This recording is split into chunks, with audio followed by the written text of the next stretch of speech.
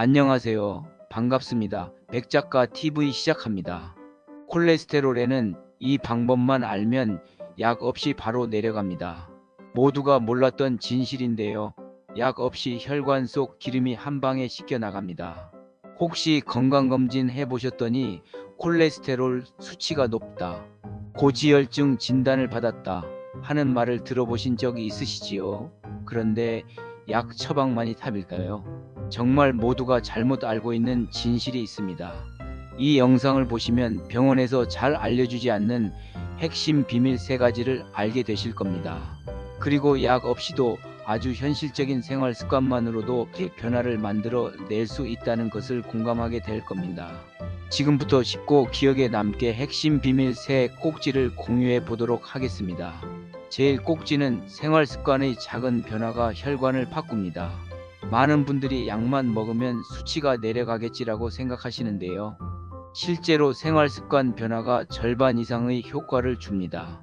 서울 강남에 사시는 58세 김낭만 씨는 고지혈증 진단을 받고 약 처방을 권유받았지만 매일 아침 걷기 30분과 올리브유 한 스푼 들기 그리고 채소 위주 식사를 했습니다. 그 결과 3개월 만에 LDL 수치가 230에서 200으로 떨어졌습니다. 물론 완전히 정상이 되진 않았지만 큰 변화이지요. 왜 이런 변화가 가능한 걸까요? 혈관 내벽에 쌓이는 기름과 플라크는 하루아침에 생긴 게 아닙니다. 약간의 염증과 산화 스트레스 그리고 식습관이 복합적으로 작용해서 쌓이는 것이지요. 식이섬유를 늘리고 항산화 식품을 먹고 가공식품과 당을 줄이면 혈관 환경이 좋아집니다. 여기에 맞는 속담 하나로 바늘구멍도 뚫으면 황금 된다라는 말이 있지요. 단 한 스푼의 올리브오일과 한 줌의 견과류 그리고 브로콜리 하나로도 작은 변화가 생깁니다. 이 작은 변화가 결국 혈관을 바꾸는 밑거름이 되는 것이지요.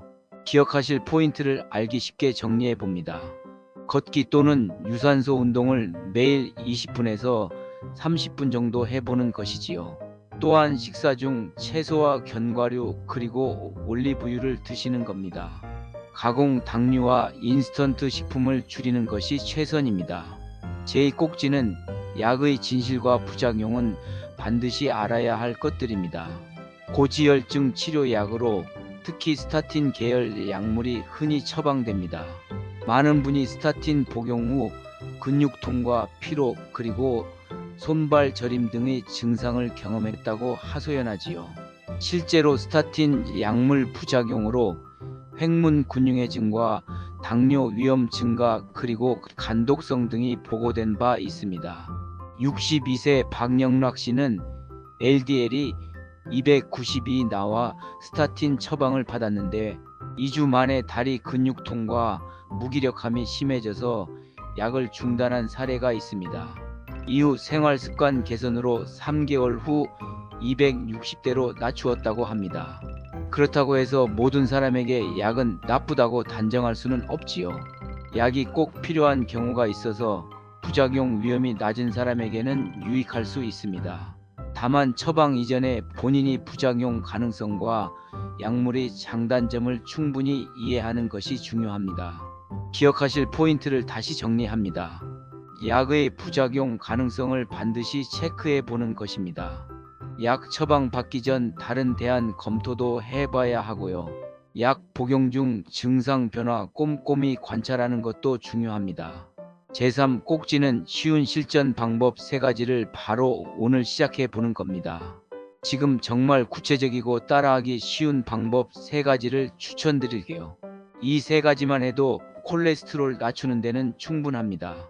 첫째, 아침 공복 레몬 물에 올리브유 한 스푼 타서 드시는 것입니다. 경기도 수원에 사는 65세 이호춘 씨는 매일 아침 레몬 반 개의 즙에 올리브유 한 숟갈 섞은 물을 20일간 마셨더니 차츰 좋은 변화가 나타났습니다.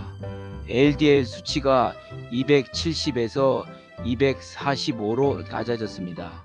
레몬의 구연산에 올리브유의 올레산이 담즙 순환을 자극해 콜레스테롤 배출을 돕습니다.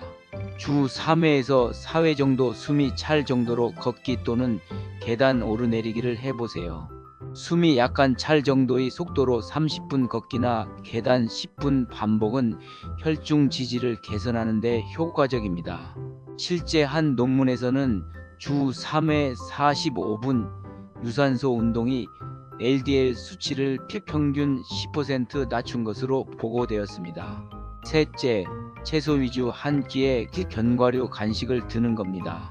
부산에 사는 60세 김철웅 씨는 점심 한 끼를 채소 위주로 바꾸고 오후 간식으로 무염 호두 5알씩 먹기 시작했지요.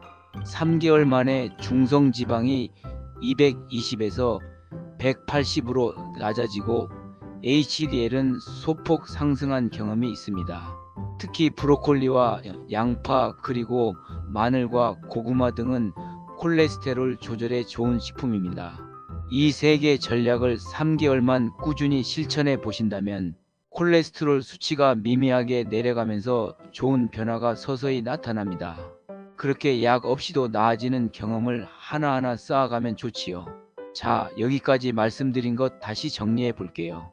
첫째, 작은 생활습관 변화가 혈관과 콜레스테롤 수치에 큰 영향을 줄 수 있습니다. 둘째, 약의 부작용과 진실을 미리 알고 선택하는 태도가 중요합니다.